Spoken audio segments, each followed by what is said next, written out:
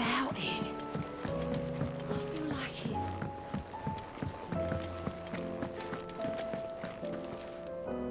Still alive, I see. Something tells me that eyesore on the horizon is your doing. How'd you manage that? It's a long story. One that I'd rather only tell once. Right. All hands on deck, then.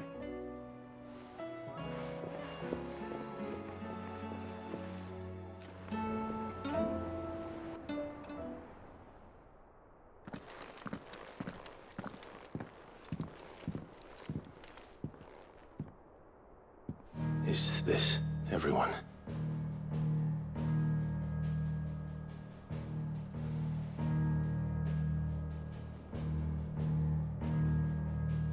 As I'm sure you've all guessed, the crystal which now commands the eastern skies was summoned by Ultima. He called it Origin. Though the significance of that name is as yet unclear. What does it matter what it's called? Its emergence tore Twinside asunder and wiped my homeland from the map.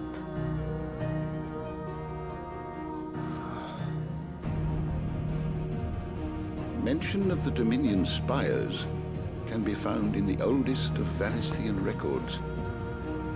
But to the best of my knowledge, none provide any hint as to their true nature. That they would prove the horns of some slumbering demon. Well... The Dominion's demise was at least quick. Elsewhere, the Republican army cannot hope to contain the chaos engulfing Randalar. Canva is in flames, and the Empire. Our allies are crying out for answers. I've sent the Cursebreakers to give them what assurances we can, but right now that amounts to fuck all. They wouldn't be able to stop what the skies have started in any case. People here and across the realm grow sicker with every passing day.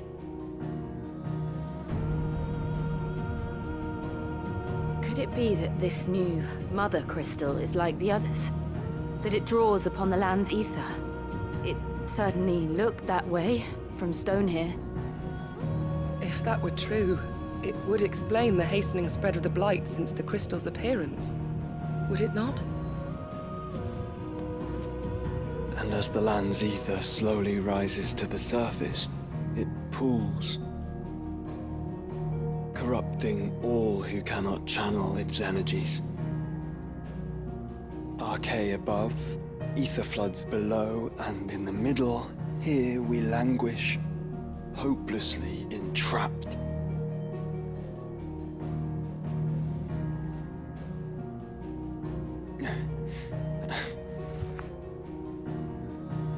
It's all right. When we faced him at Stone here, Ultima told us his true power quickens in the halls of Origin. Needless to say, we cannot allow that to continue. If we are to stop him, we will have to find a way into the crystal. How are we gonna manage that then? It's up in the sky. And fast as she is, the Enterprise can't fly.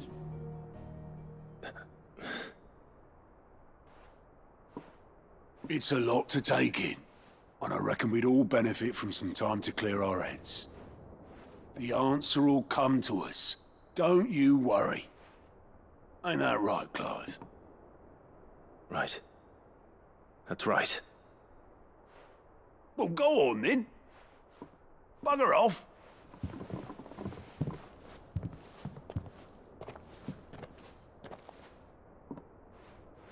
Same goes for you, Clive. You won't solve anything like this. Trust me. Go and get some fresh air, eh? Thank you.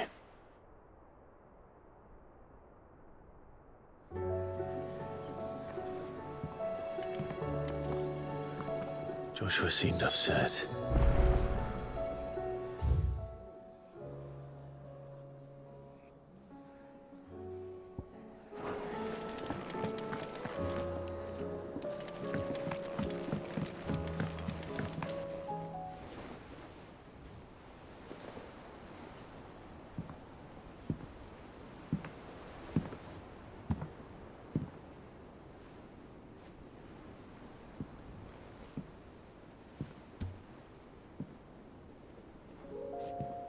Ultima may have created us, but he doesn't make us who we are. Only we can do that. And if he would have us fight for our survival, so be it. It's what we've been doing all along. Much like Ultima himself, it would seem. His new world being naught but a means to survive. And so, we must contend to decide which of us shall inherit the land. Should Ultima prevail, it will mean death for us all. Of that, we can be certain.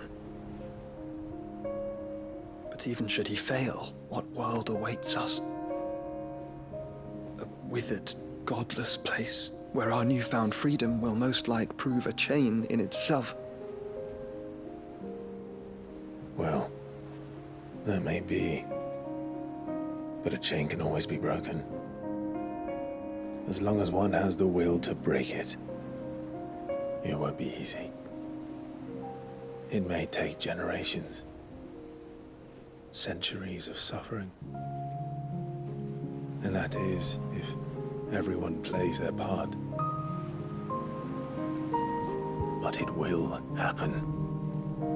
And when it does, it will be on our terms. That is the world that awaits us. Indeed. And what better world could one wish for?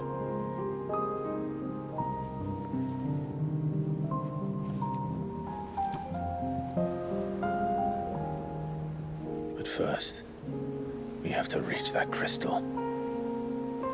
Then it's a good thing I have wings.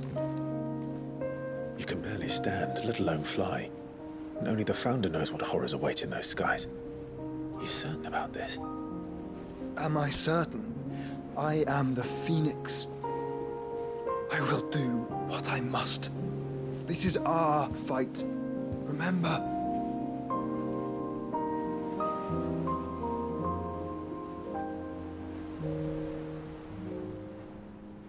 All right. I yield. But only what you must, yes? I'm still your sworn shield. That you are. And what of my wings? Lest you forget, you go to stand against a god. I would not have you succumb to fatigue before the fight begins. Ifrit, your brother mentioned that some few of the dominants who had lost their power to you were still able to prime. Is that true? It is.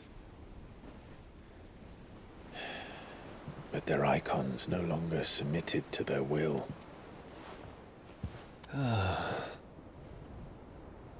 Then mine will have to be stronger. That you both might save your strength for the battle to come. You don't have to do this. If you do, there's a chance you might lose all you have left. And what have I but regret? My life ended in the Dominion. I fear death no more.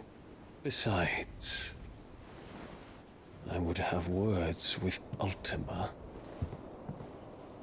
He has much to answer for.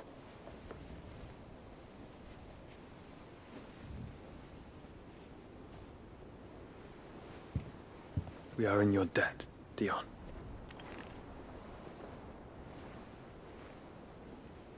We can speak of debts when this is over.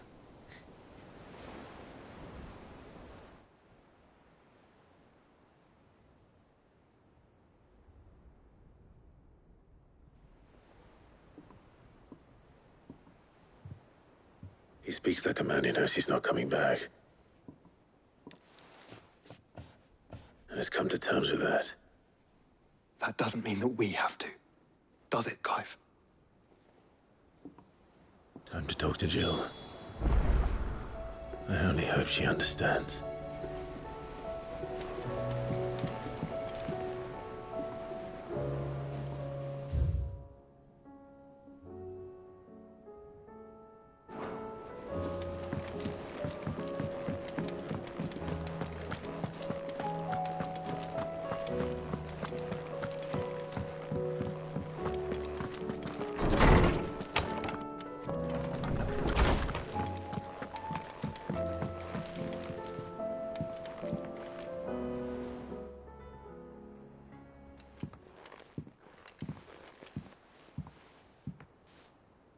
Come to wish on a star. That might not be such a bad idea. This is it, Jill. You know what I have to do. Why I have to do it. There's no turning back now. This is where our journey was leading us. Where it will end, for better or worse. I could pray to Metia for you. But you'll be all right, won't you, Clive? You always are. I did promise we'd watch the moon together. I'll be waiting.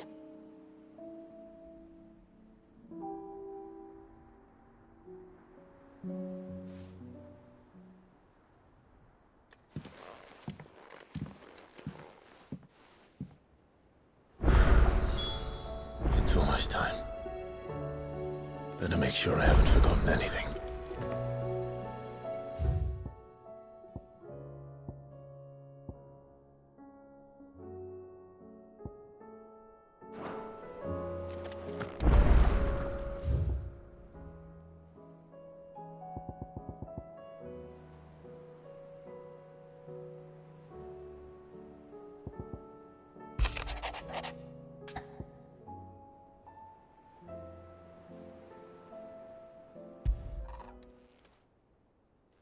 Hopefully it's nothing. But I should speak to Blackthorn just in case.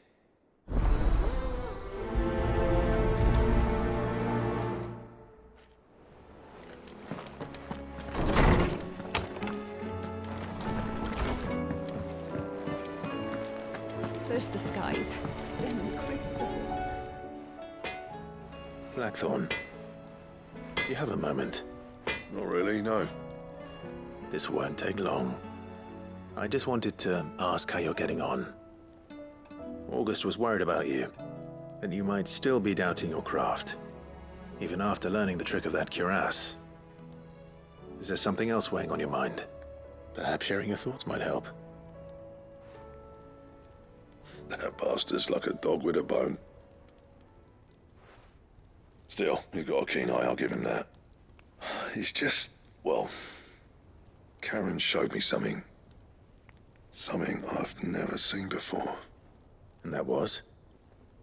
A sword. An odd-looking thing with a single-edged blade. The metal itself wasn't anything to write home about, but fuck me. The edge on it. You could slice a man clean in two with a weapon like that, and he'd be halfway home before he even realized he'd been cut. So that's what's troubling you? No. Not troubling me exactly. More distracting.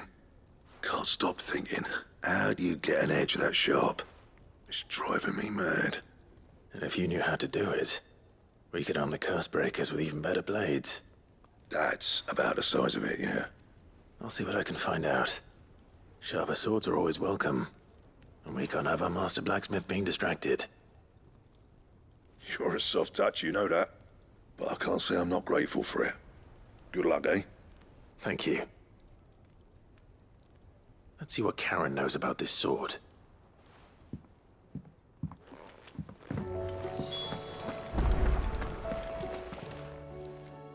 You're looking well, Karen. What you want? Out with it. I want to know about the sword you showed Blackthorn. Single-edged and extremely sharp. Running around after him again, are you? I suppose I am, yes. But I need to help him find out how to work an edge like that. It's driving him to distraction. Little wonder, I suppose. There's not many like that make it as far as the twins, and those that do go straight into private collections. Which made it nice and easy finding a buyer. Can you tell me who bought it? Where is it now? You think I tell people who my clients are? Suppose you're not likely to go nicking him off me, are you now? Fine. If you stop mooning at me like that. Lord Ignac's the man you want. Dalmekian bloke. Collects weapons and the like. And he's got more money than sense, which is why he's one of my favourite clients. Reckon he'll still be at the inn in Dalamil, where I left him. Thank you, Karen. Oh. And he's a touch eccentric, if you take my meaning. I appreciate the warning.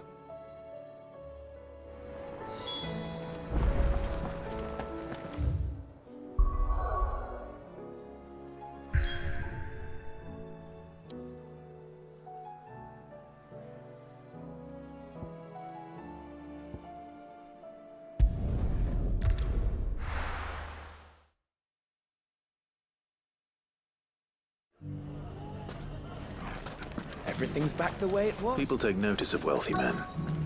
Shouldn't be too hard to track down Karen's collector.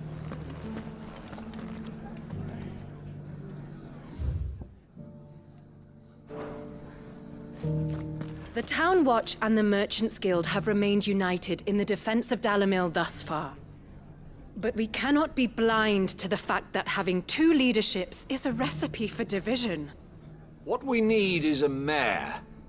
One who can steer the whole town true. And I can think of none better for the role than the bandits. I see you've met with the bearer of the burning quill. Then you'll forgive me if I drop the pretense in your presence, my lord. I have served his grace as the Undying's contact in Dalimil for a good many years now. Indeed, it was my great honor to offer your brother safe haven here not so very long ago. Though, to my eternal shame, it seems he did not find my carrot stew particularly toothsome.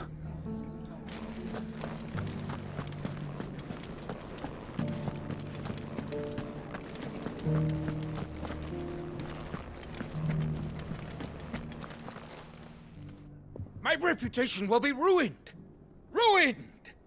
Calm yourself, Lord Ignac, I beg of you, before you do yourself a mischief. Pardon the intrusion, but... Out! Get out! I paid for these rooms so I wouldn't be disturbed. Leave me be! Please, allow me to apologize. His lordship is going through a difficult time, and he's never been fond of guests arriving unannounced. Radim! Get rid of the filthy oaf this instant! Very good, Lord Ignac. Would you mind stepping outside for a moment?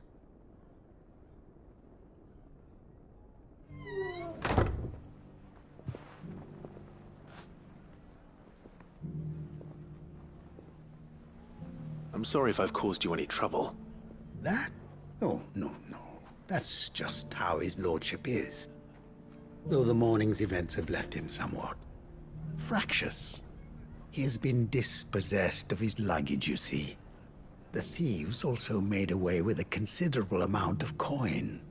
Coin the innkeeper will soon be keen to collect. I don't suppose a certain blade was among the stolen items. A single-edged sword. It was purchased from a merchant friend of mine. Ah, you know Lady Karen. Yes, I'm afraid it was. Then I'll retrieve Lord Ignac's luggage. But I have one condition. You have but to state it. You are welcome to anything that is within my power to grant. I want an audience with Lord Ignac. A few minutes should be enough. Then I'll be on my way. A condition I would be a fool to refuse. Of course, you shall have your audience. I don't suppose you saw where the thieves went?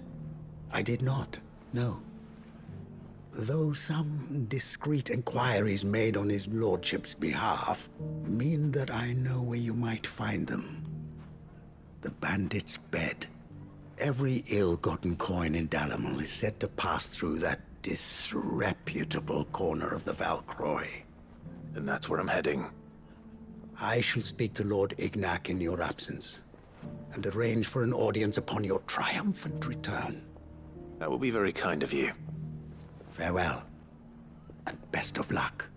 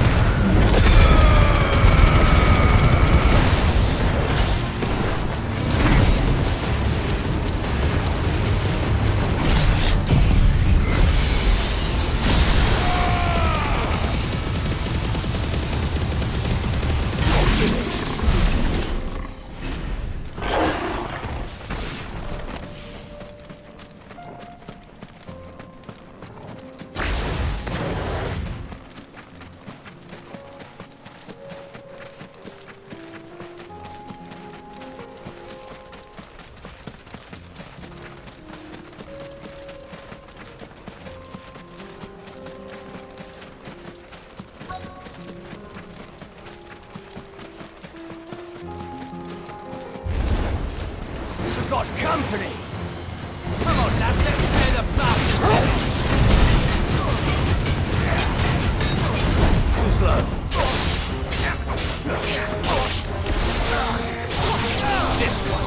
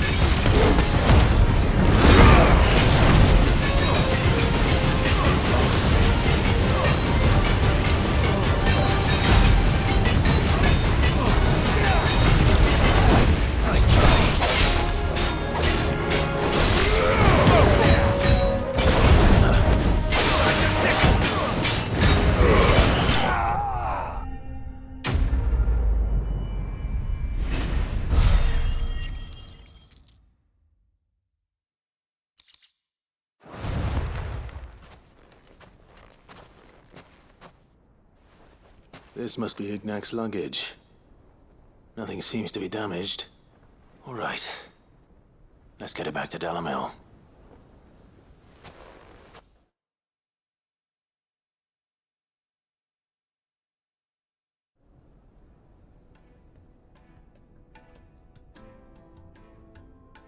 I hear I have you to thank for the return of my effects. What should I call you, my good man? Wyvern. Glad to make your acquaintance. A formidable name indeed. Well, Wyvern, I appear to be in your debt. Redeem here tells me you wished for an audience. Is that all? A few moments of your time should suffice, yes. You're a peculiar fellow, Wyvern. All right, speak. Master Wyvern was wondering if you could tell him about a certain single-edged sword you recently acquired. Oh, a true work of art, that one. Karen drove me hard on the price, but I would have sold her Radim here to get my hands on that sword. It was made in the Outer Isles, far beyond the Twins, and is used exclusively by the practitioners of a unique school of swordsmanship. They believe no combat should ever exceed a single strike, and hone their blades to such perfection that none ever does. Each sword is made for that one perfect stroke, and for that stroke only. They crack upon a second blow. There's a brutal sort of beauty to it, really. But how do they hone such an edge? Fine question. Why, they use a whetstone, of course. Whetstones, rather. A whole array of them, ranging from the coarse to the fine. 10,000 licks with the sharpening stone, then 10,000 more. But it is the final stone which lends the blade its legendary sharpness. A mineral quite foreign to this great realm of ours. And that is the key. The secret ingredient. Wyvern, it occurs to me that my little lecture is hardly equal to services rendered. Take this, together with my regards. The very stone of which I spoke, far rarer among collectors than even the blade itself, and a far more fitting payment. Thank you. Pardon the intrusion, my lordship. However, it is long past time we prepared ourselves to depart. So it is. I am locked in bitter competition with a rival collector of curiosities. I am one step ahead of the unscrupulous scoundrel, but he is hard at my heels. Are there many other collectors out there? Too many to count, but only one do I consider my nemesis. Lord Byron Rosfield, and is a perennial thorn in my side. I can imagine. Farewell, Wyvern. May our paths cross again. Radim, we mustn't dawdle.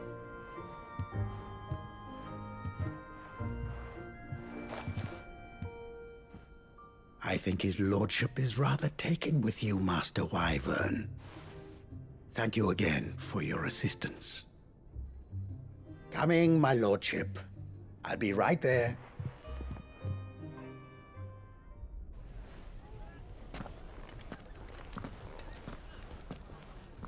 Trust Uncle Byron to find such an interesting rival.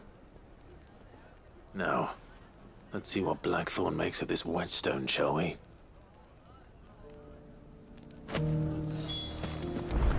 Everything's back the way it was. Fresh silks from the...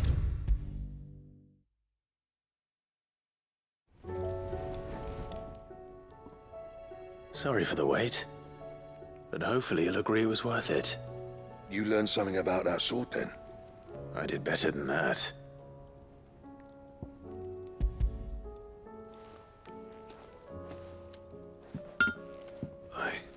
A whetstone? Yes. But not one you'll find anywhere in Valisthea.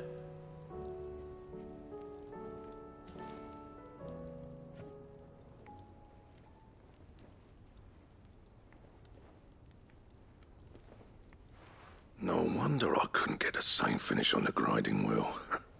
One hit and all done, eh? Might not be so bad if all you ever fought were duels. Good luck on the battlefield. Your second opponent would be your last, no matter how good you were. Even so, is there some way it could be used to give the Cursebreakers an edge? I think so, yeah. With this whetstone and the right kind of steel, I could probably even make a twin of the blade that rattled me. But there'd be no replacing this little rock once I worn it down to a sliver. I reckon we get a dozen swords from it, if that. Swords that the Cursebreakers wouldn't know how to wield properly, and that would see them through a single fire piece. Nah, no point trying to copy that thing. Be about as much use as a wax anvil. But finishing our blades with a whetstone this fine, now that's something to consider. And what's finer than fallen masonry, eh? Or more hard-wearing, for that matter. Just imagine it. Good Valisthean steel with an edge as sharp as any found in the Outer Isles. I won't make a copy, nah. I'll make something much better. I'm sure the Cursebreakers will be delighted. Just don't push yourself too hard. Don't you worry about me, sunshine. I've been working day and night since I was half your age, and I'll still be here when you're long gone. Hey, thanks, Clive. I mean it. I owe you one, August 2. It's good to know someone's looking out for me. He'll be happy to hear you said that. And I'll see that my debt to you's paid. First new blade I make's got your name on it. You come and find me when you've got the materials. All right. I will.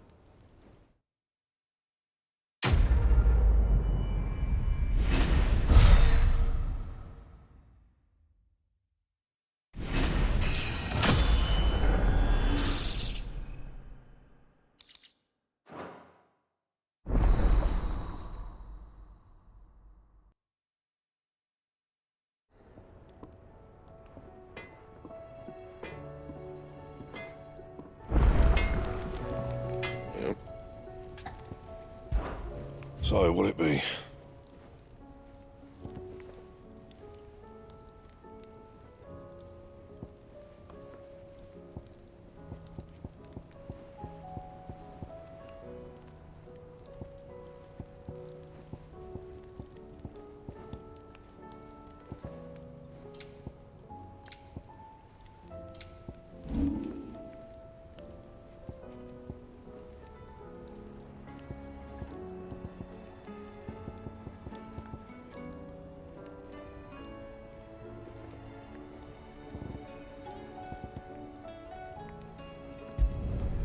My best work, but it'll do.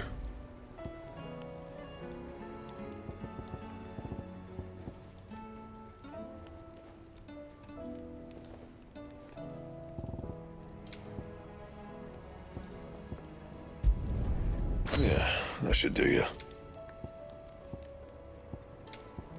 And?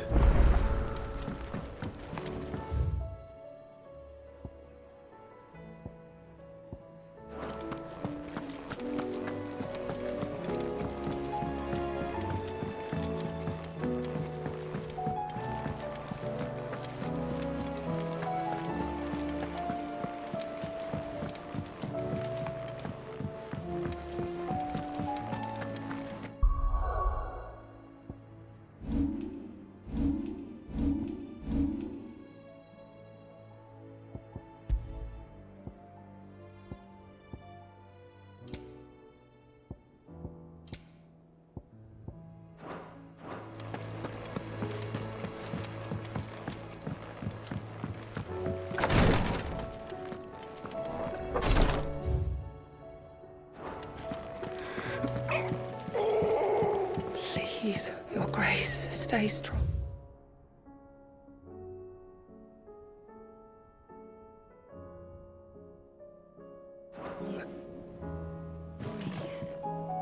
My Lord Marquis.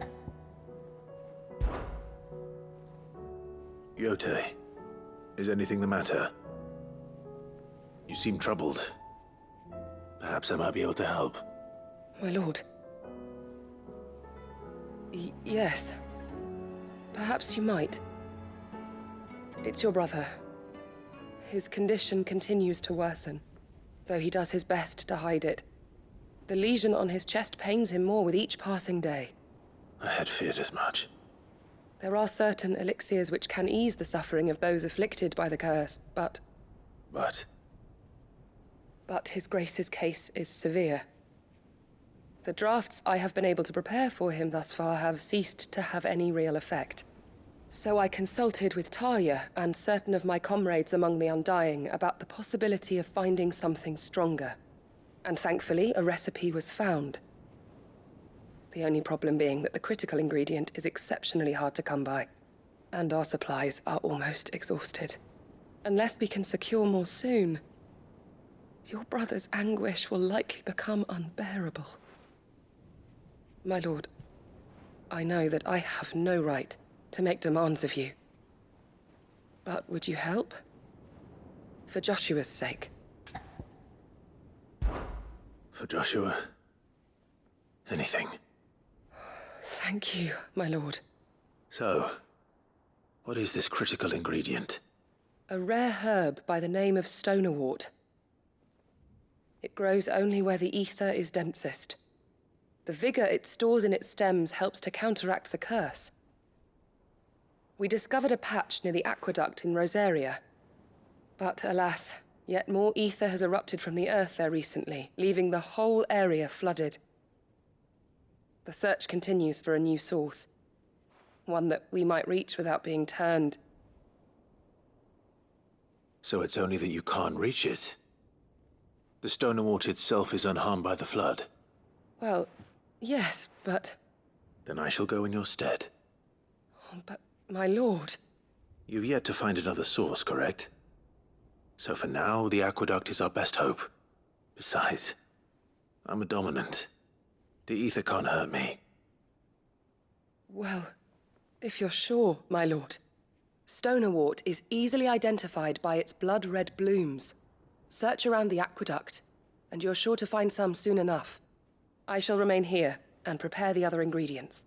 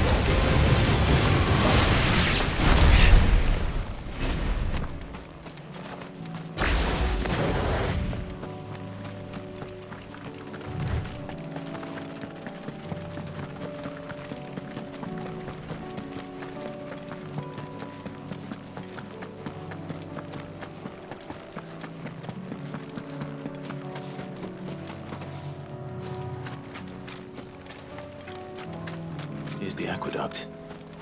Now to find our stonerwort. Yote mentioned blood-red petals.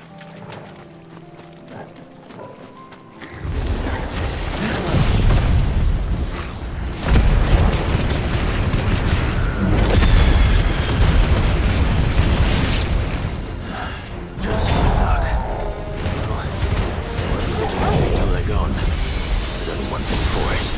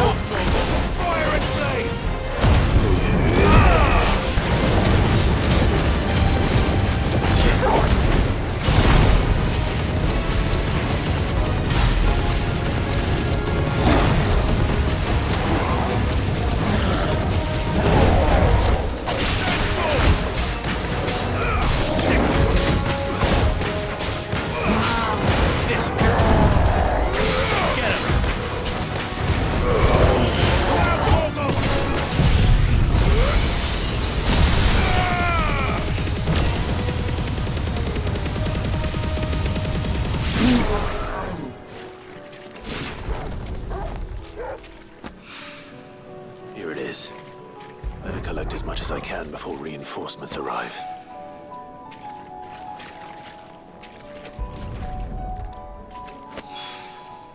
Right. That should do it. Let's get these back to Yote.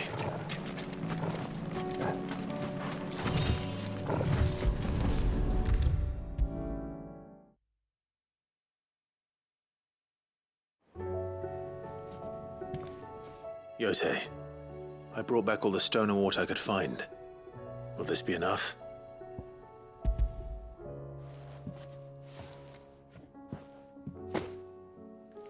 Yes, my lord. Thank you. I'm sure it will serve us until we can find another source. I'm very glad to hear it. You and His Grace are very much alike, you know. You think only of how you might help others, and never of the danger to yourselves. No more than you have minding my brother. You've risked a lot for him, and I thank you for it. I am honored that you should say so. But I beg you, my lord, do not give too much of yourself for the sake of others. We could not afford to lose you. I'll keep that in mind.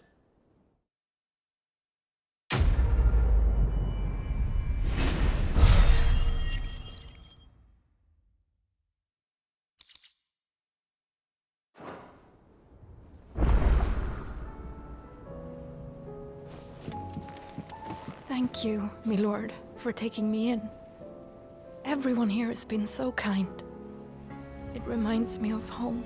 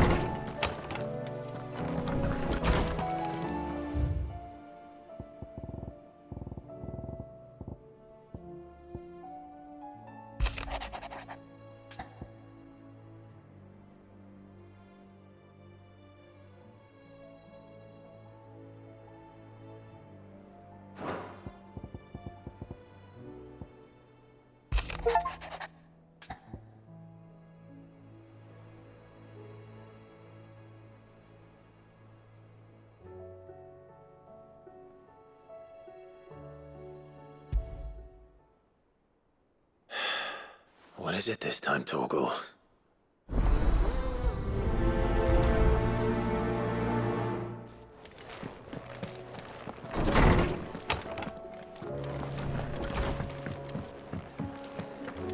First the skies, then the crystal.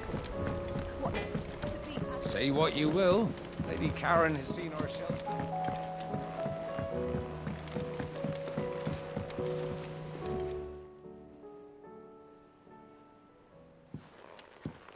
Pining for something, boy. What is it? What do you see out there?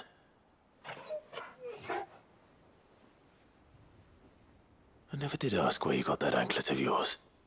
From Sid, that's why. On the day he brought him home. That long ago? And you're only thinking to ask this now? Sid saw that the pup had a habit of gnawing on his leg, since you ask. Clap that there iron on him to keep him from doing it. What was wrong, boy? I'll take like as not. Must have been hard on the poor whelp losing his loving masters at such a young age. Doubly hard in being a frost wolf, torn away from his icons and all. Sid would always tell him, you want that iron gone, you find what it is you're looking for. I reckon what he were looking for was you. I'm sorry, Torgal. Sorry for making you wait so long. Let's get that thing off you.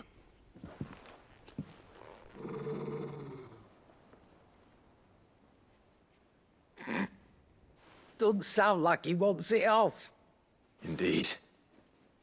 You miss Sid as much as the rest of us, don't you?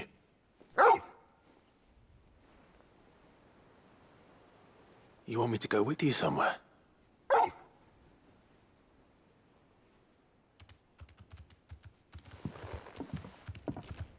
Quick, aren't you? Glad you've been paying attention. Not nearly as much as you have, Lady Karen. Aye, good thing and all.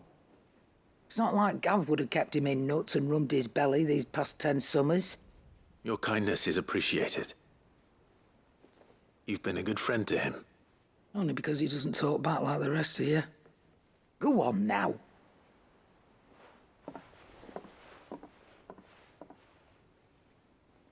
Where to then, Torgal?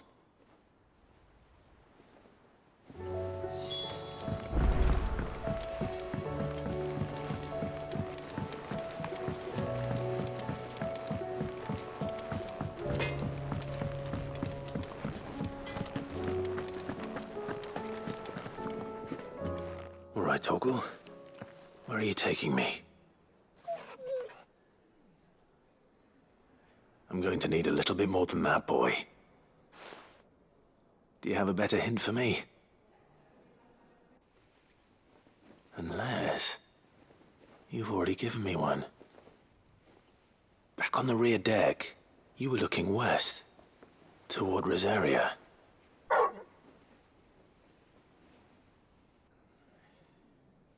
Why don't we try the rookery?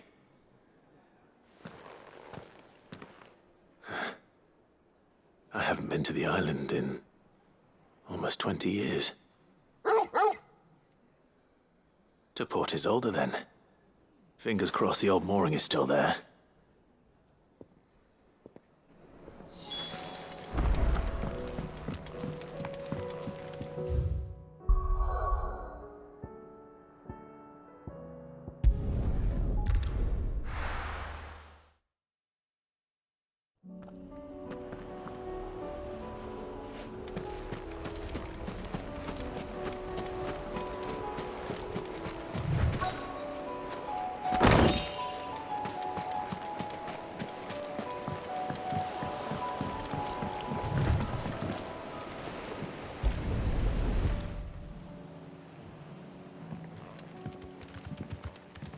It's still here.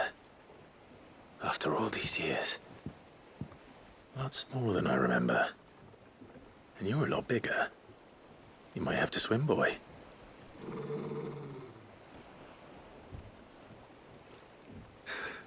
I wasn't being serious.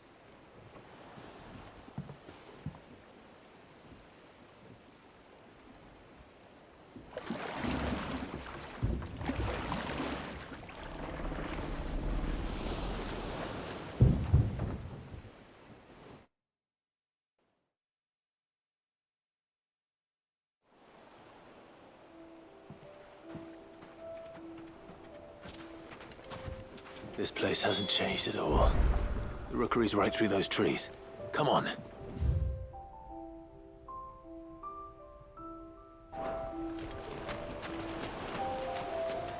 Race you there? I bet I could still beat you.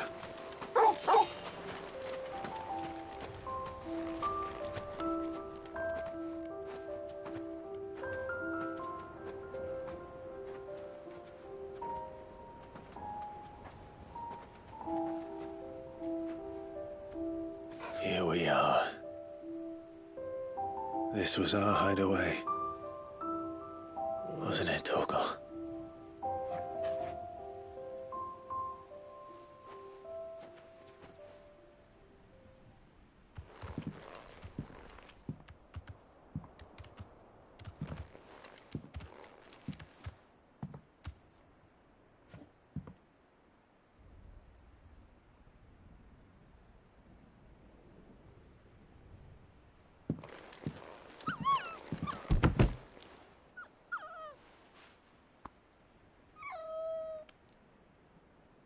Coming here helped me to forget who I was. Or wasn't. Prince, shield. Son his mother could love. Had I been any one of those things? Perhaps.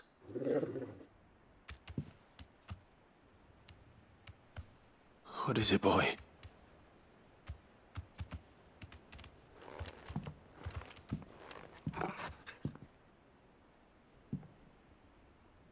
This is all from the castle. And Phoenix Gate. Did you bring these here?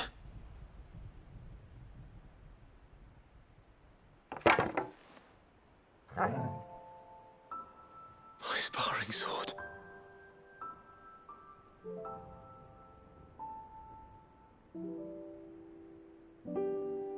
Well, well.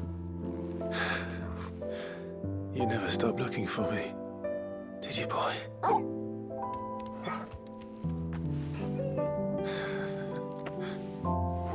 Thank you, Torgal, for never giving up, for never forgetting.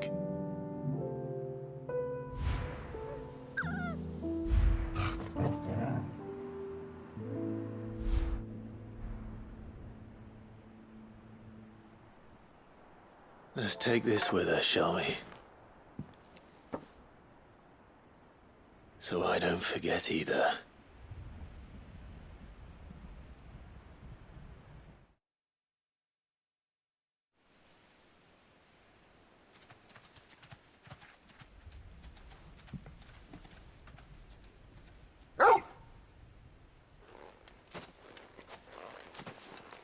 That's not the way back to the boat, Torgal.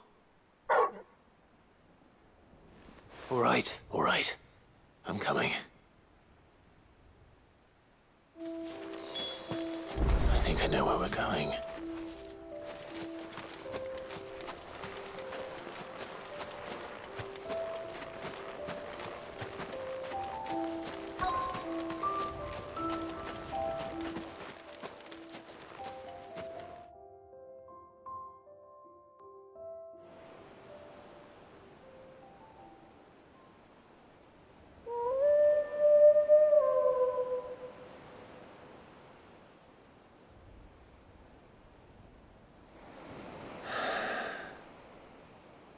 People always talk about the importance of putting the past behind you. But without it, we wouldn't be who we are today.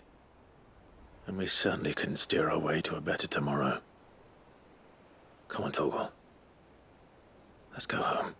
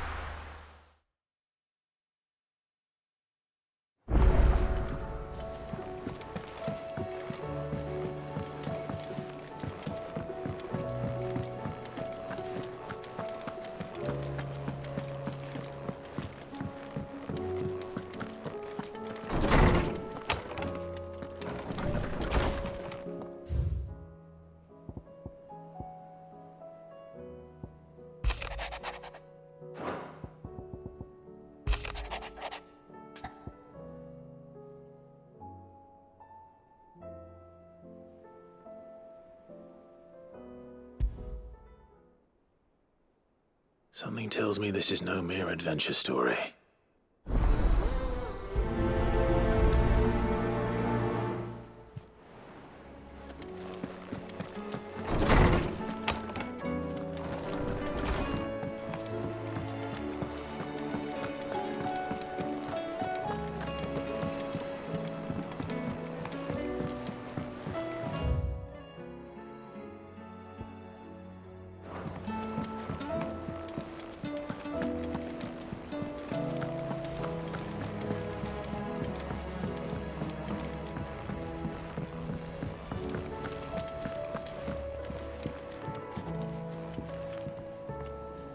Vivian, I read your note, and I'd be happy to help you find the book you're looking for. Thank you, Clive. But tracking it down will not be easy. Are you sure? Please. You have always granted me your wisdom and insight whenever I asked. It's only right that I return the favor. Or at least attempt to. You are too kind. Alas, what I ask of you is rather more trying than delivering the odd lecture. I spoke with Harpocrates to see if he had any inkling as to where another copy might be found, but... But perhaps it is best that you hear the details from him. If you say so. Forgive me, Clive, for asking this of you. But this book, it set me on the path to becoming who I am today. Its importance cannot be overstated.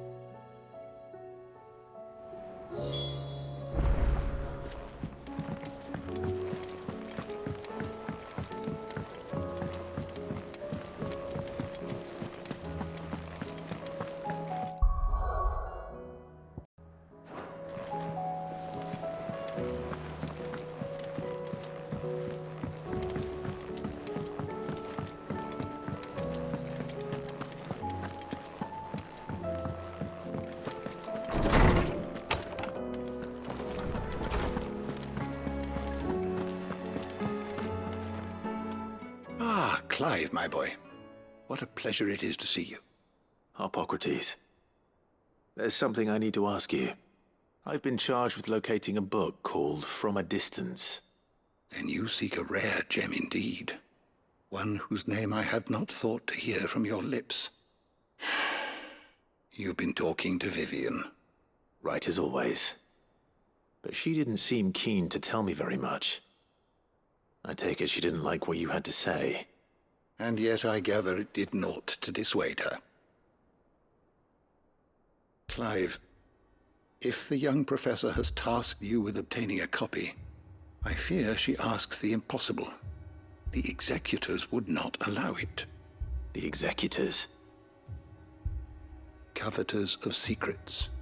A clandestine organization committed to the collection and intenebration of forbidden texts and technologies. One such text being the tome Vivian seeks, chronicling as it does the true history of the enslavement of bearers, a tale which could overturn the established order were it ever to become widely known. Or, so rumor has it. I've never actually read the thing, or even set eyes on it for that matter. How is it that I haven't heard of this organization? Why, secrecy is the executor's watchword. They lurk in the shadows, emerging only to seize that which must be seized, be it books, inventions, or people, before disappearing again, leaving nary a trace. Which would explain why Vivian's copy was snatched from her grasp not long after she found it. By the hand of the executors, yes. But what drives them? Self-interest or ideology? Fine question. Sadly, all that is known of the executors can be recounted in a single breath. You may just as soon ask me of their origins, numbers, or the identities of their leaders. Any answer I give would be pure speculation. Then my hunt was doomed from the first. What was Vivian expecting? That I'd pluck it from thin air? Not from thin air, no. From ash. Rumors of the executors are rife among the scholars of Storm, but rather less so across the strait. I have a friend. Well, I had a friend in the village of Garnick, a collector of rare tomes, upon which subject we would oft correspond. Alas, I have heard naught from him since the skies fell dark. And no doubt he too has turned. But though he did not mention it by name, it is possible that a surviving copy of From a Distance yet rests upon one of his many shelves, quietly awaiting discovery. If you were, by some chance, able to save even a single book from the poor man's library, I know his soul would rest easier. Very well. When I next find myself in Waloed, I'll be sure to pay Garnick a visit.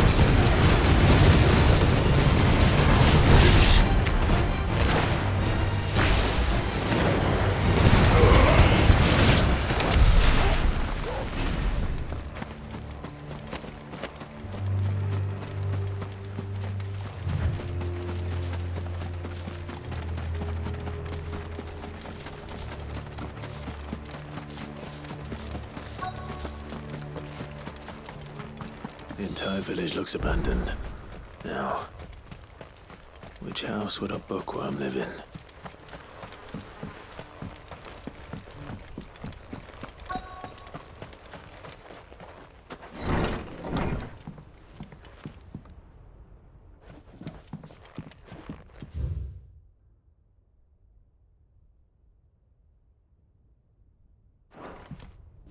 This is a Royal Army logbook. Did he take this from the local barracks?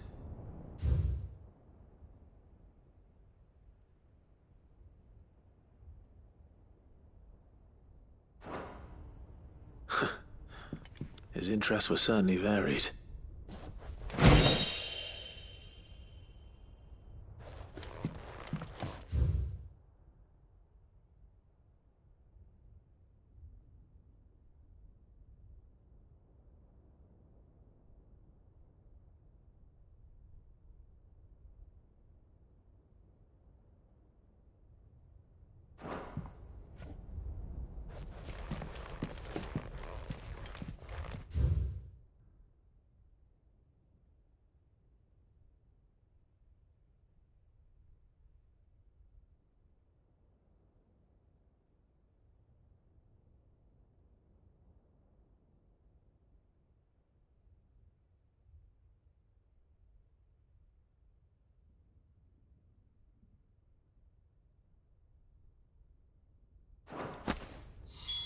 This is it. But if what it says is true, I need to get this back to the hideaway.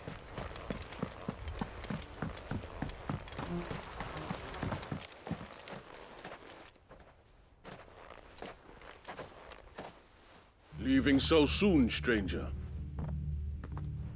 We've been watching you. From a distance, so to speak. Subtle. I know who you are.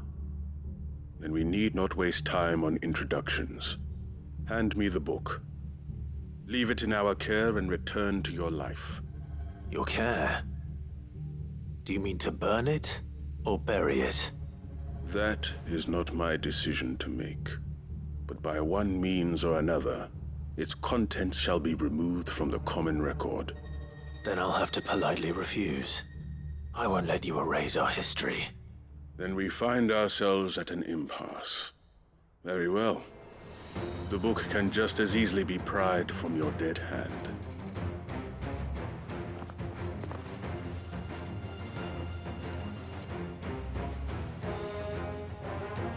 Let's see, shall we?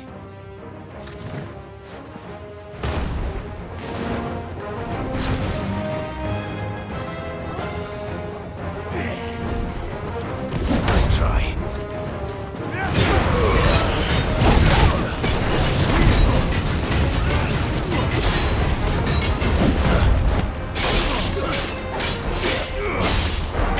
Nice try.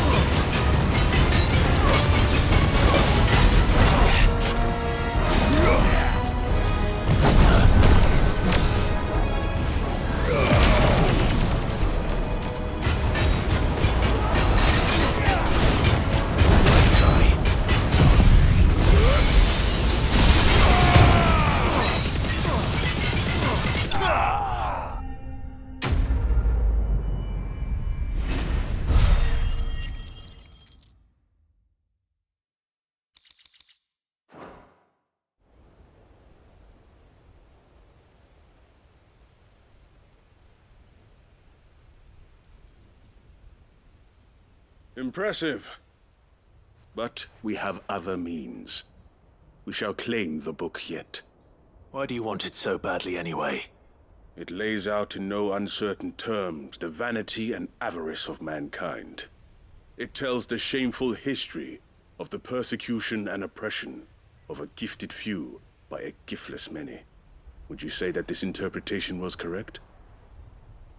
I don't know. You don't know. Your sword may be sharp, but your wits are dull. So let me answer for you. There is no correct interpretation of history. That a series of events took place may be proved beyond a doubt.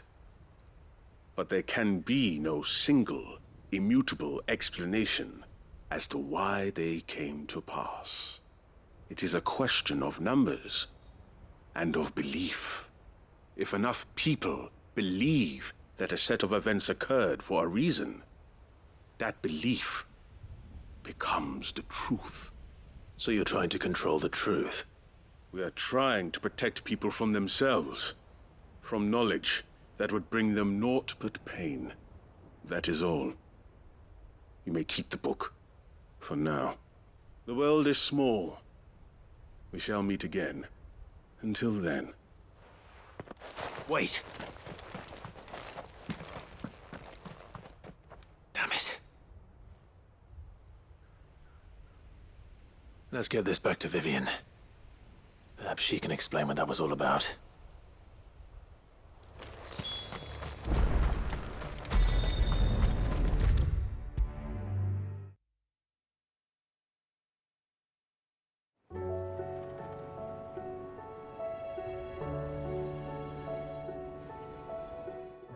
Vivian. I found it. The book you lost.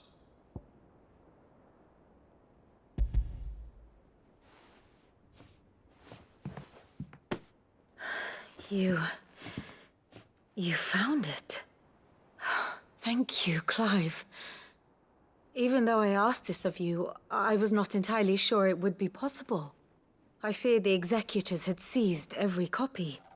I met with one of these executors, and I convinced him to let me keep it. He told me something. That the truth is just a matter of collective belief. And that if enough people believe a lie, that lie becomes the truth. It does. But it also means that the truth is not immutable. That it can be changed.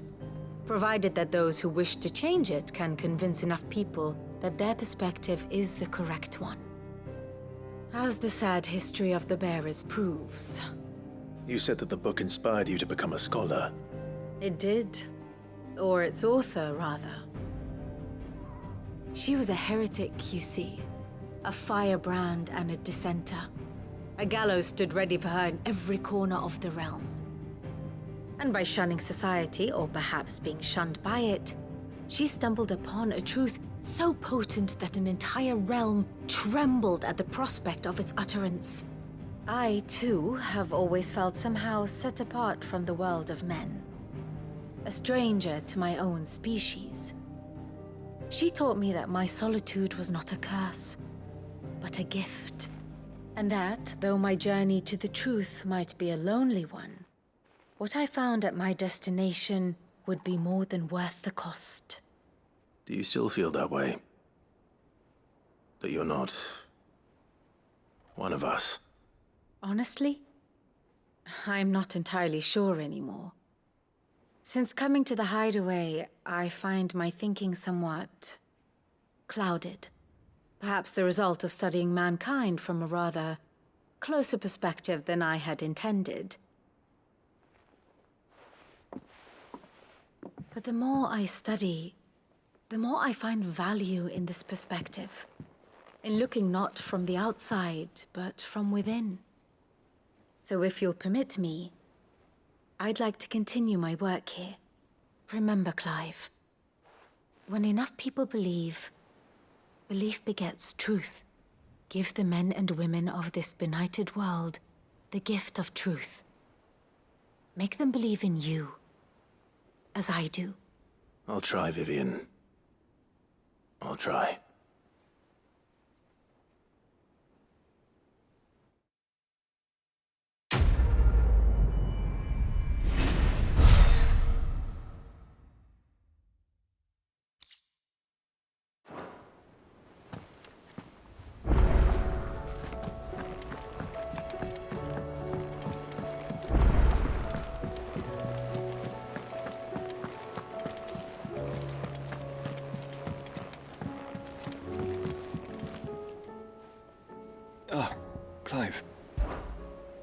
Joshua, what's wrong? And don't say nothing. It's... not nothing. I've received word from Cyril. The Undying have found Father's will, or something akin to it. His will? How? Where? In the crypt beneath Rosalith Castle. After Kupka was kind enough to drive out the Imperials, the Undying took the opportunity to recover what relics of the Duchy yet remained. And in the process of doing so, they found a letter from Father. I'm surprised anything survived down there. Cyril asked that I join him in Tabor at my convenience. I have been meaning to go, but... would you join me? Of course. I want to know what's in that letter as much as you do. Very well. I am ready to leave when you are.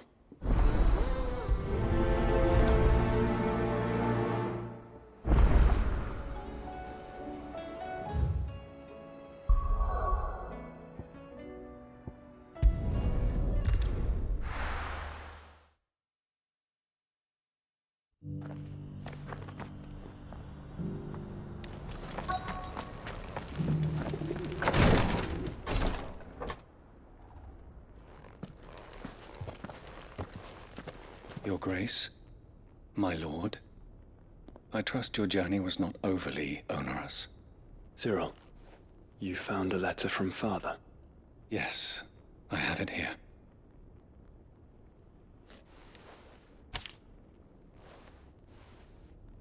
If you would do us the honor, my lord.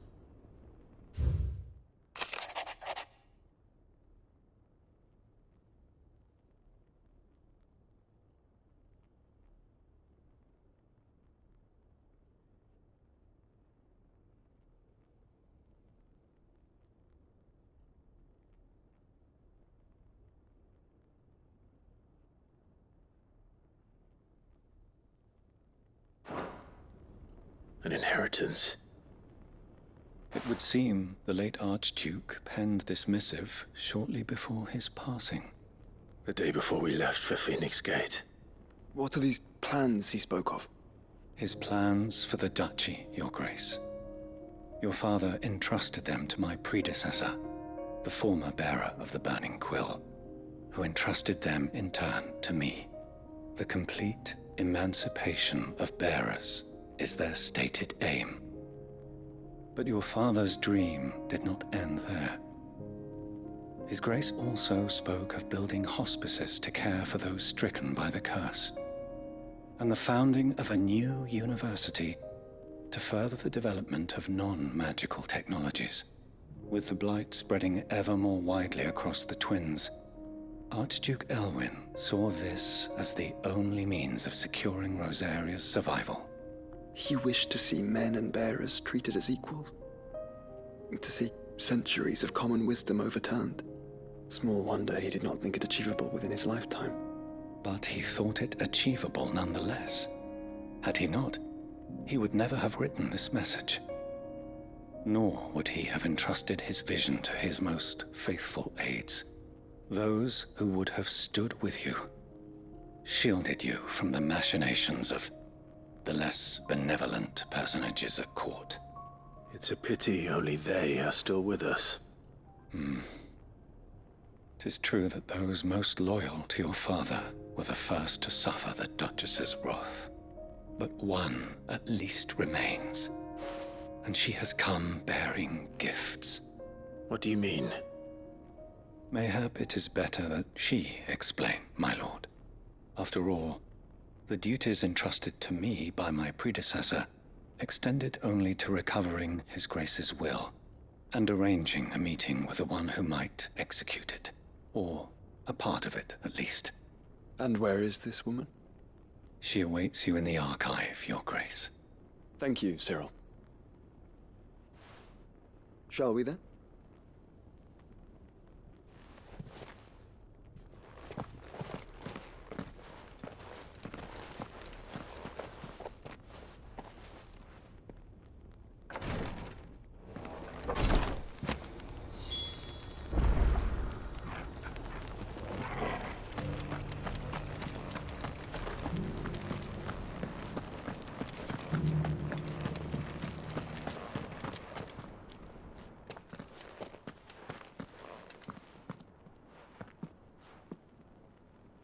My lord, your grace.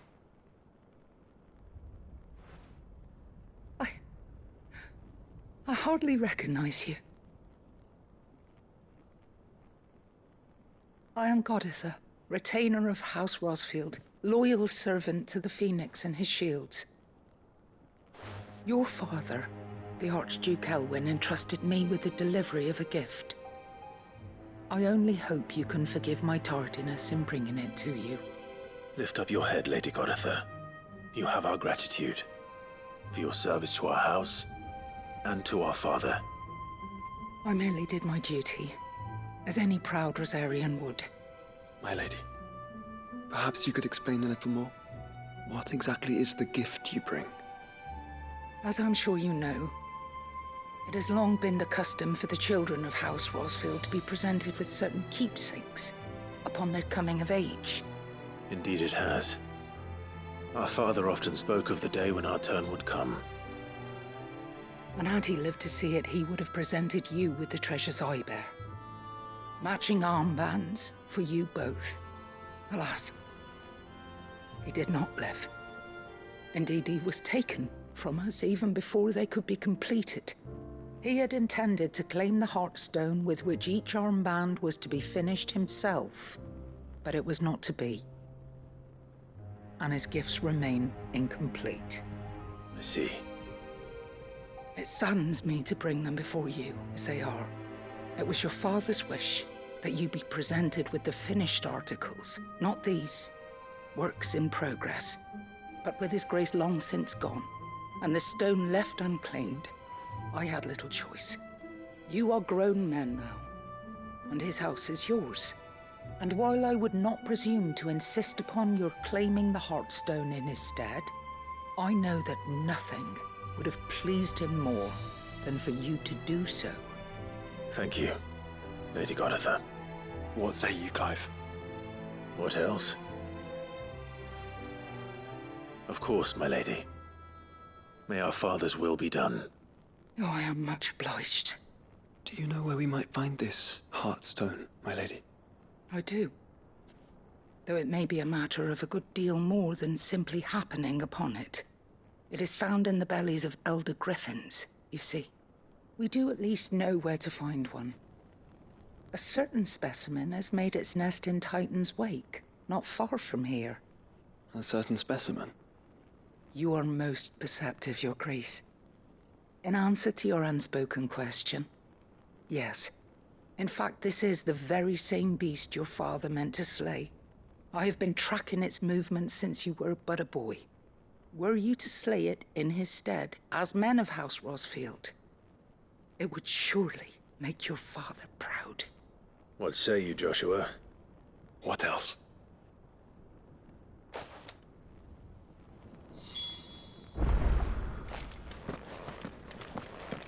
Titan's Wake is to the south of here. But we must not be hasty. The good lady has been disappointed once already.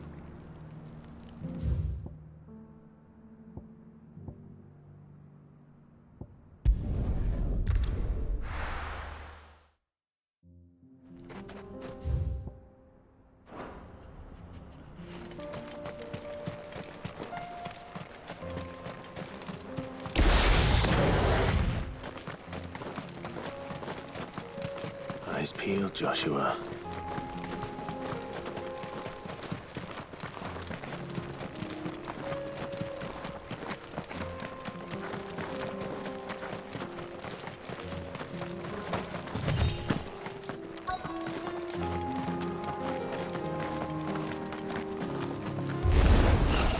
There it is.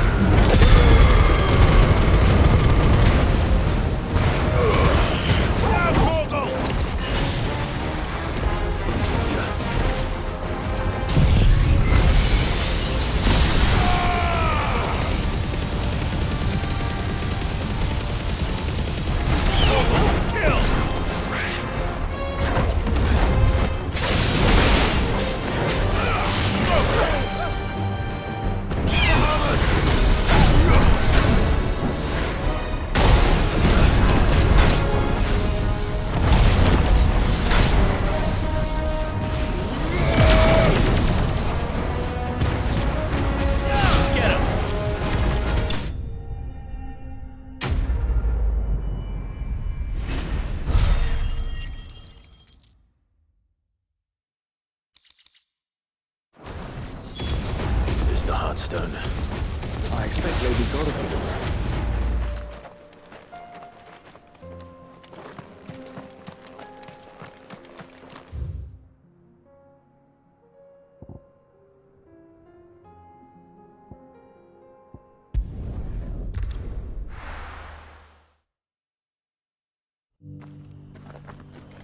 Opportunity beckons. Who among you is bold enough to heed her call?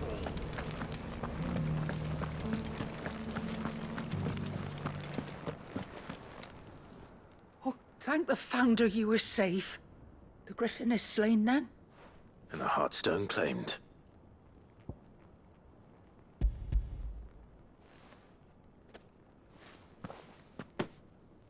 Yes. This radiant luster, like frozen flame, is just as your father described it. Thank you, my lord. Your Grace. Your father would be so proud. Lady Goditha, the lapidary is ready. Thank you, Cyril. I will be with him shortly. If you would excuse me, I shall have the stone cut and set forthwith.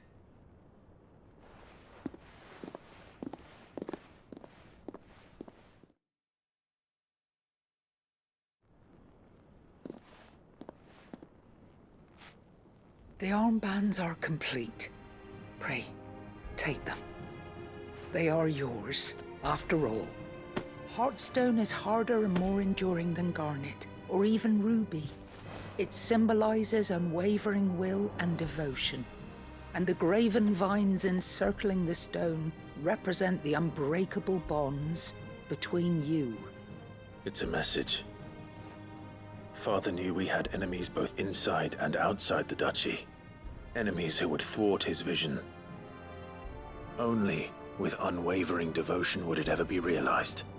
And only if we stood together, as Phoenix and Shield, as brothers in arms. Only then might those enemies be overcome. Indeed. His Grace knew the enormity of the task he would entrust to you, his heirs. But this was more than just a message.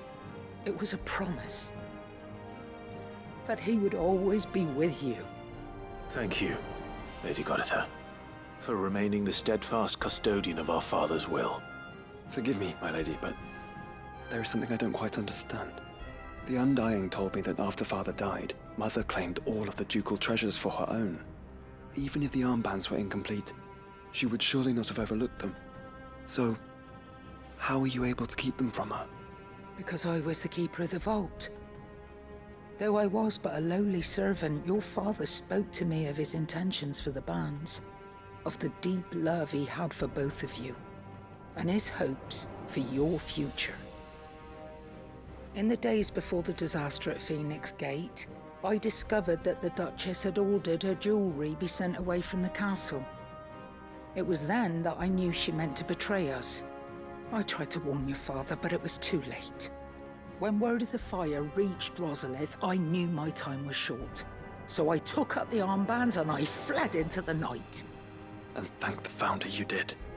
Yet my duty to your father was incomplete. Not knowing what else to do, I followed the Griffin, thinking I might claim the Heartstone on its passing. And so my pursuit continued, until Lord Cyril appeared before me. He informed me that His Grace's will had been recovered, and that his sons were alive and well. Lady Goditha, on behalf of my father and all the people of Rosaria, I thank you for your loyal service. As do I. Thank you, my lord. Your Grace, for coming back to us, for giving my service meaning.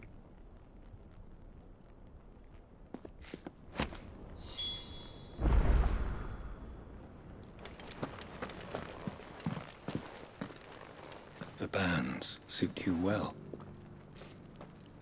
It must be gratifying to finally receive the inheritance that was denied you for so long. It is. And we thank you for the part you played, Cyril. If you would permit me to play my part a little longer, might I suggest that you make your way to your father's memorial atop Hawk's Cry Cliff? Let him see that you have received his blessing. and that his vision lives on in you. I suppose it would be churlish not to. What do you say, Clive? Shall we pay Father a visit? I think we should. I was hoping to be able to offer him my thanks before we left for Origin. Your father's helm is enshrined there. It has been since the day we recovered it from Phoenix Gate.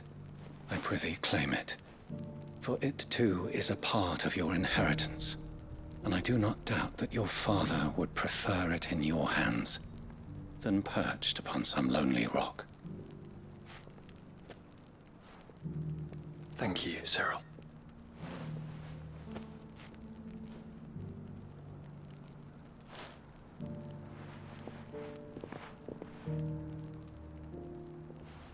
Come on, Clive. He's waiting.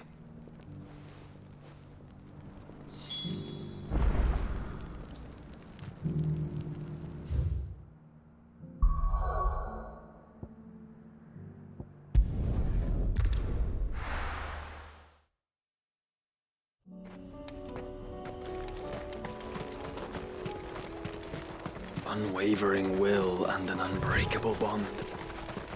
Do you really think we're strong enough? To save the world? Of course. To have overcome Father's political enemies? I'm less certain. Especially knowing what we know now. Father was truly capable of. Perhaps these bands would have helped. Made all the difference.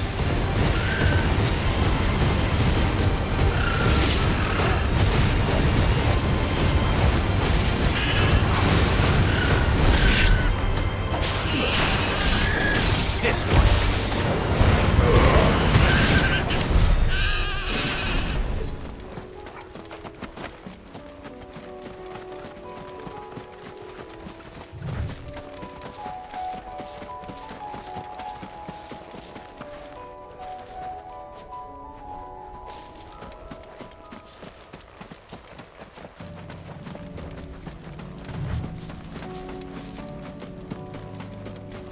It's just back there.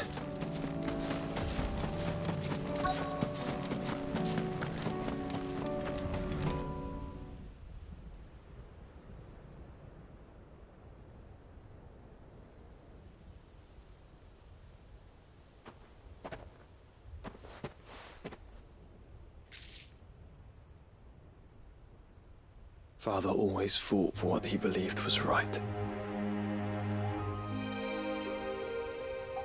It wasn't until that night at Phoenix Gate that I realized I had never fought for anything. I always had someone else to do the fighting for me.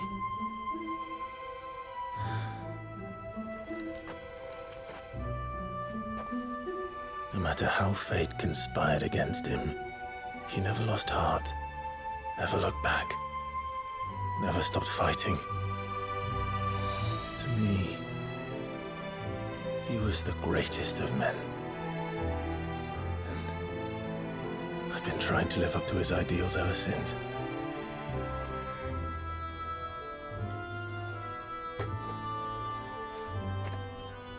We all have, Clive.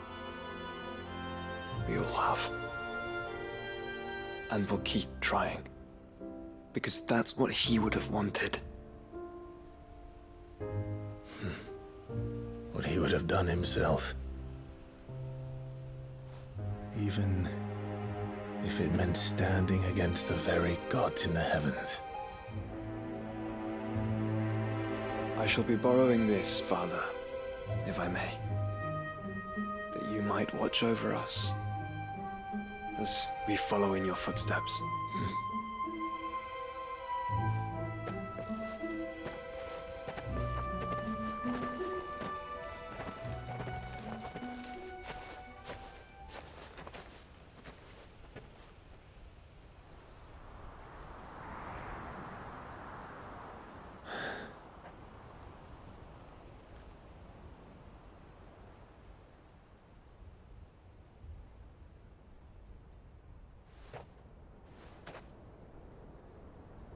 We won't lay you down.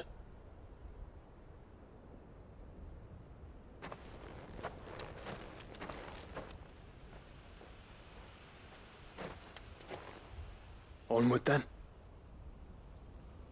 Onward. To the end. And to a new beginning.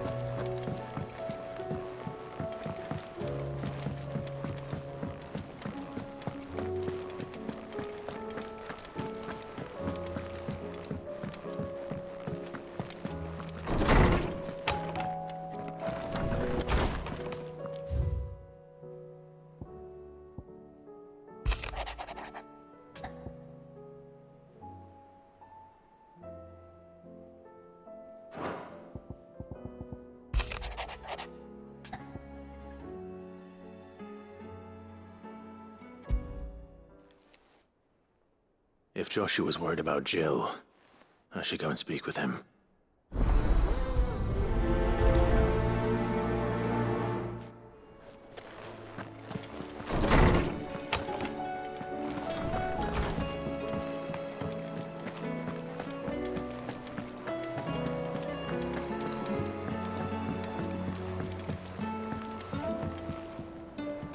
Joshua, I read your message. You're right. Jill is different. I don't think I'd realized how different, but since we returned from Drake's spine, I've felt it more and more. I suppose it's not hard to imagine why. She doesn't think she belongs anymore. And that's why we need to remind her she is still one of us. To let her know that we still need her, now more than ever. That you still need her. But how to do that? When last we were truly close, we were but children. Of course. Do you remember the time we accompanied Father on his annual tour of the Duchy? And Jill and I broke from the procession to ride up Man's Hill. To see the snow daisies, I remember. It was the first time Father had allowed us to join him. And when he realized you were missing, he had the entire retinue down to the pot boys combing the countryside. In the rain. A thunderstorm forced us to take refuge in a grove of oaks before we'd even made it halfway there. It was the Lord Commander who finally found us, and needless to say, he was none too pleased. Then it seems you and Jill have unfinished business. What do you say? Man's Hill. It's not that far. Oh, true. Though I suspect it is also much changed. Little in southern Rosaria remains as it was when we were children. You're saying I should go and scout the area for bandits? I'm saying we should first go and see if there are actually still any snow daisies left. What would you do without me, Clive?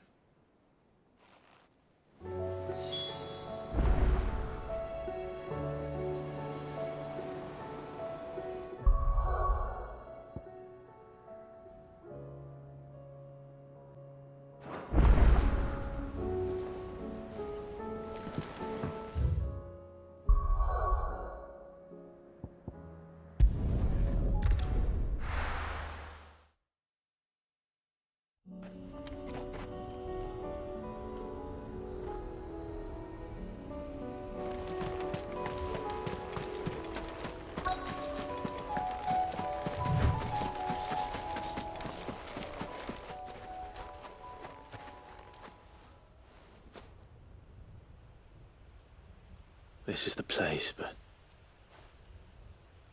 I'm sorry, Clive.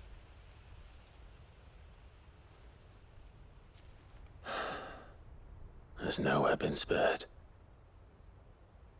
What do we do now? We keep looking. Mans Hill cannot be the only place where snow daisies grow. Perhaps, but it's the only place I know of. Knew of. Then why not ask someone who might know of another? Someone at the backyard? To the hideaway, then.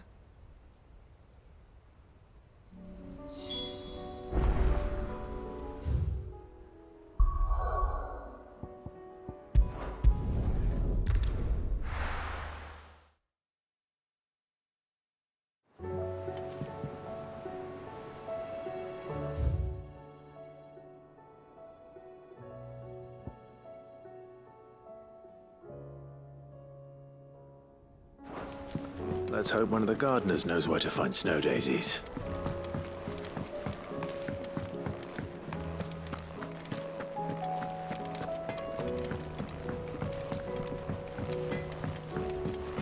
Say what you will. Lady Karen has seen...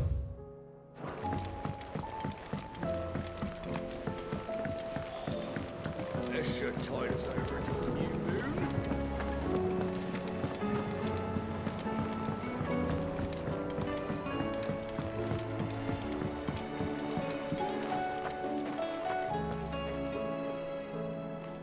Oh. What brings you down from the heavens, Sid? I need your advice. Joshua and I are looking for a place where snow daisies grow. Preferably in abundance. Snow daisies.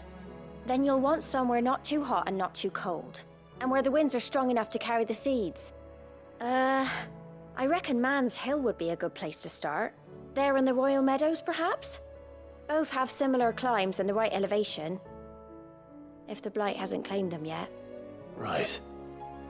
Thank you. Did you learn where we might find our flowers? The gardener here mentioned the Royal Meadows in Sambrak. Ah, the fields beyond Northreach. Well, if that's the case, then Yote was right. I recalled that she kept a record of our travels, you see. So I asked her if she'd perhaps noted anywhere that snow daisies grew, and she mentioned Oilerfeist Bay. Whose shores border the meadows. Off we go then.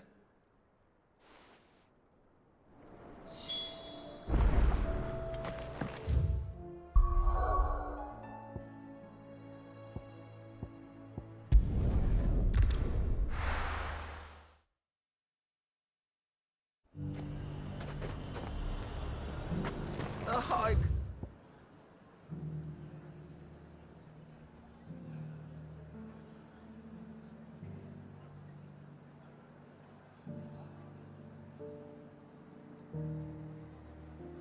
I don't know. The Dominion's all but done for. That's what I heard. Then it's lucky we stayed here. Was that shouting I heard from the barracks?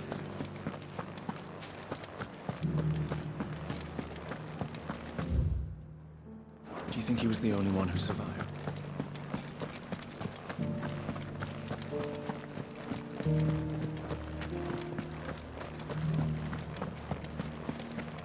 Well, what do you think? What do I think?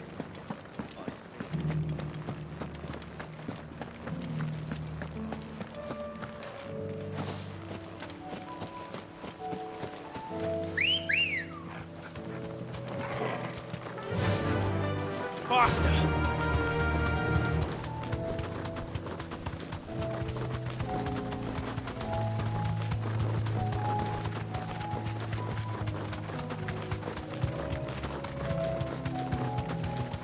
Have care. Just the one of you, eh?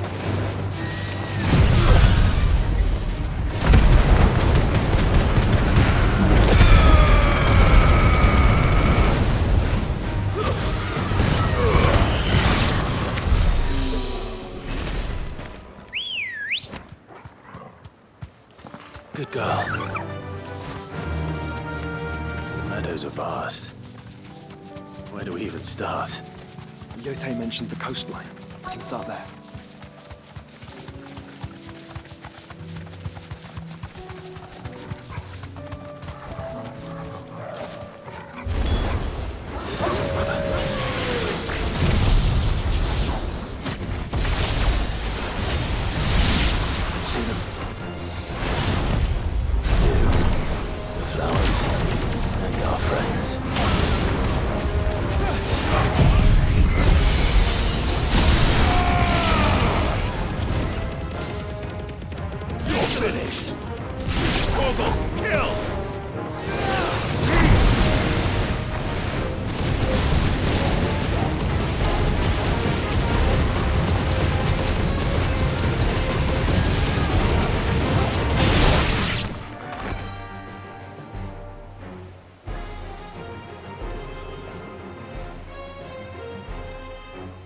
sea boy.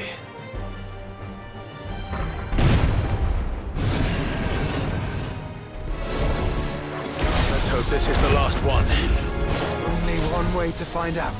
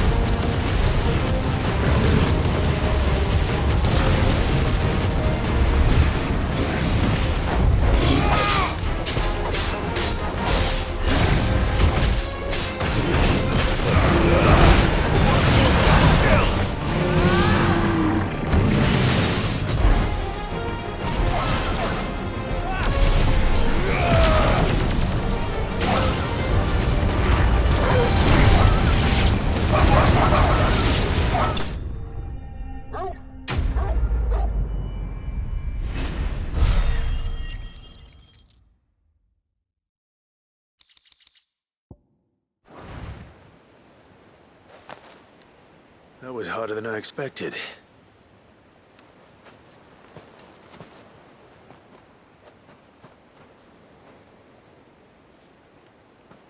But Founder, it was worth it. They're beautiful. Do you think Jill will like them? She'll love them. Come on. Let's go.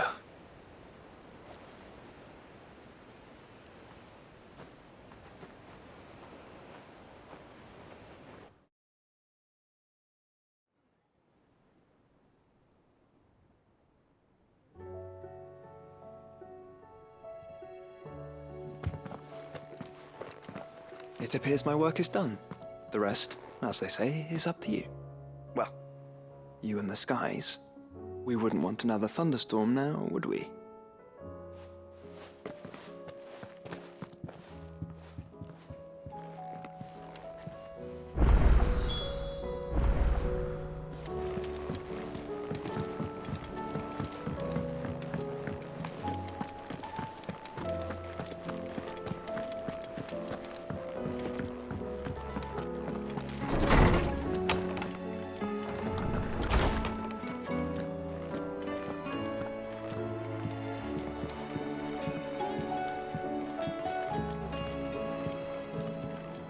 Jill, there's something I'd like to show you.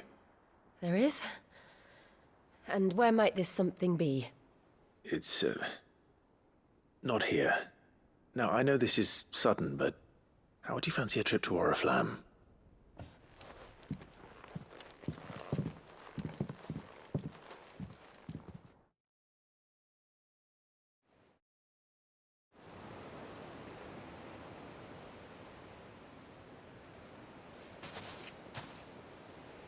There are so many. This is what you wanted to show me.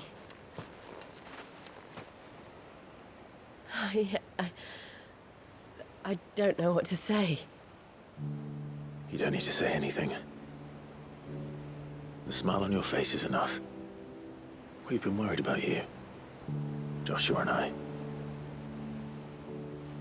Do you remember when I took you to Man's Hill?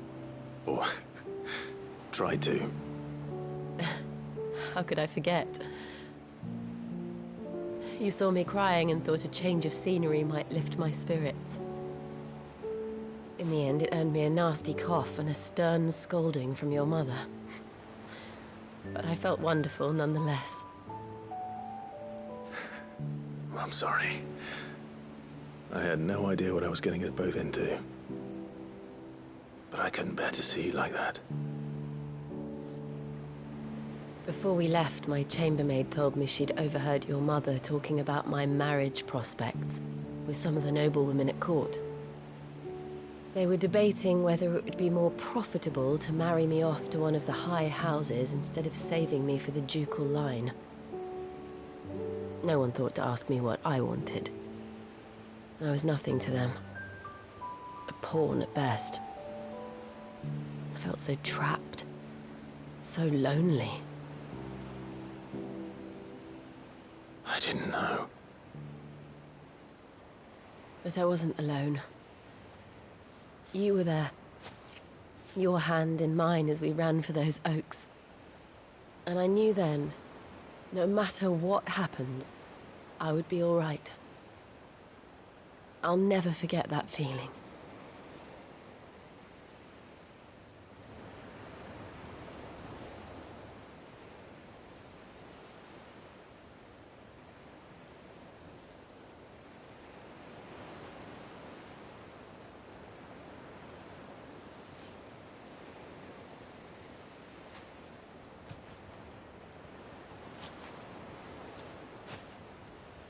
Before we broke camp, the morning after the storm,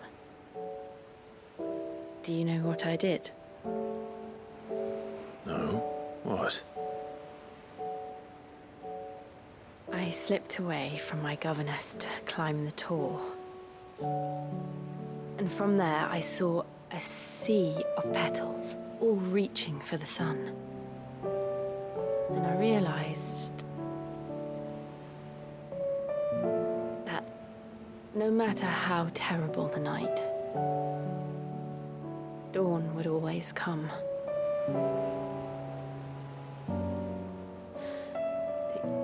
That you would always come for me. And you have. Again and again.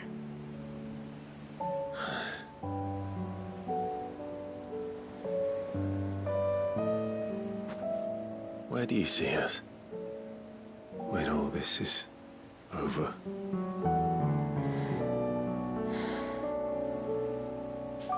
I don't know.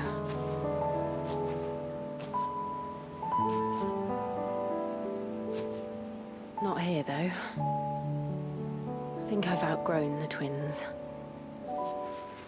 After everything we've been through, the realm just seems so small.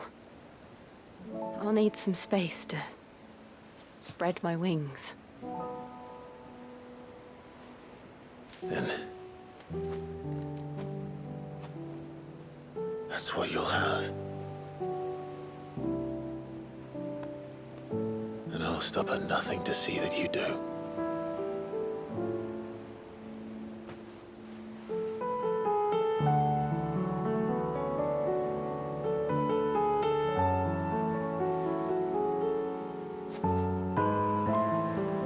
Was much good at garlands, but it'll have to do. I'll treasure it forever. Thank you, Clive, for this, the flowers, for everything. It's exactly what I needed. You are my treasure.